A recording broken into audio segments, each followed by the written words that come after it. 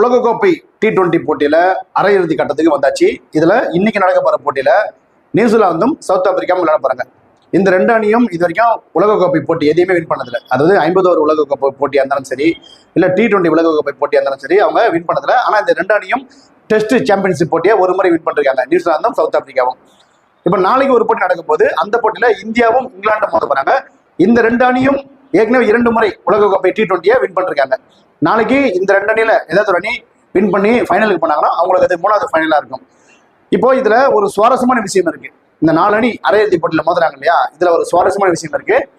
4 கண்டத்தை சேர்ந்த 4 அணிகள் தகுதிப்பட்டிருக்காங்க. இந்தியா ஆசியா கண்டத்தை சேர்ந்தது, இங்கிலாந்து ஐரோப்பா கண்டத்தை சேர்ந்தது, சவுத் ஆப்பிரிக்கா ஆப்பிரிக்கா கண்டத்தை சேர்ந்தது, நியூசிலாந்து ஆஸ்திரேலியா கண்டத்தை சேர்ந்த அணி. இந்த 4 கண்டத்துல இருந்தும் 4 அணிகள் இந்த அரையிறுதிக்கு வந்திருக்காங்க.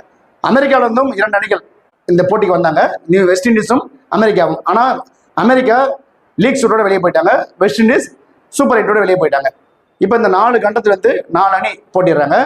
ஆசியாவில இருந்து இந்தியா, இலங்கை, பாகிஸ்தான், ஆப்கானிஸ்தான், நேபாளம் இந்த 5 அணிகள் இந்த போட்டிக்கு வந்தாங்க. வங்காளதேசம் இந்தியாவில் நாங்கள் விளையாட மாட்டோம் சொல்லி போட்டியை புறக்கணிச்சிட்டாங்க. ஆசியா கண்டத்தை சேர்ந்த இந்த 5 அணிகள் இருந்து இந்தியா செலக்ட் பண்ணிருக்காங்க. அதே போல ஐரோப்பால இருந்து இங்கிலாந்து, ஸ்காட்லாந்து மற்றும் முதல் முறையா இத்தாலி இந்த போட்டியில பங்கேற்றாங்க. அதுல இருந்து இங்கிலாந்து வந்திருக்காங்க. ஆப்பிரிக்கா கண்டத்துல இருந்து சவுத் ஆப்பிரிக்காவும் ஜிம்பாப்வேவும் இந்த போட்டியில பங்கேற்றாங்க. அதுல இருந்து சவுத் ஆப்பிரிக்கா வந்திருக்காங்க. அதே போல ஆஸ்திரேலியா கண்டத்துல இருந்து ஆஸ்திரேலியாவும் நியூசிலாந்தும் போட்டியில பங்கேற்றாங்க. இப்போ நியூசிலாந்து வின் பண்ணி அரையிறுதிக்கு வந்திருக்காங்க.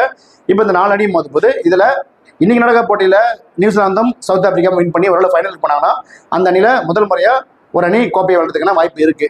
ஒருவேளை நாளைக்கு நடக்க போற போட்டியில இந்தியாவும் இங்கிலாந்தும் வின் பண்ணி அதுல ஒரு அணி ஃபைனல் பண்ணாங்கன்னா, ஒருவேளை இந்தியா போச்சுன்னா இந்தியாவும் சவுத் ஆப்பிரிக்காவும் ஃபைனல்ல மோதினாங்கன்னா கடந்த உலகக்கோப்பை இறுதி போட்டியிலையும் இதே டீம் தான் மோதினாங்க.